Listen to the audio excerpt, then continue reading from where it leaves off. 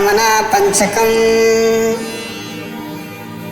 योत्रावतीर्य सकले कृतदैत्यकीर्ति योऽयं च भूसरवरार्चितरम्यमूर्तिम् तद्दर्शनो सुखधियं कृततृप्तपूर्तिम् सीतापतिर्जयति भूपति चक्रवर्ती ब्रह्मी मृतेत्यविदिशामपलापमेतत् षोडुं चचारहति मनो मम निःसहायम् वाचां यनुप्लवमतो भवतः सकाशा चुत्पातवेव करुणार्णवनारराम देशविशोभिभवितुं किल राष्ट्रवासा श्रीभारते मरगिरं विहतं खरारे याचामहे नवरतं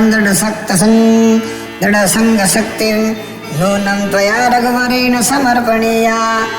तदभक्तिभावितहृदान्दुरितं द्रुतं वे दुःखं च भो यदि विनाशयसि लोके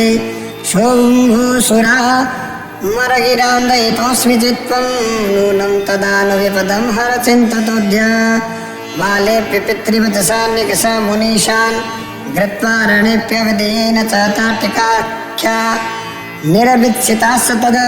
तेतलदुष्टसङ्गा श्रीवेदवाक्प्रियतमोऽवतु वेदवाचम् इति कामना पंचकं सम्पूर्णम्।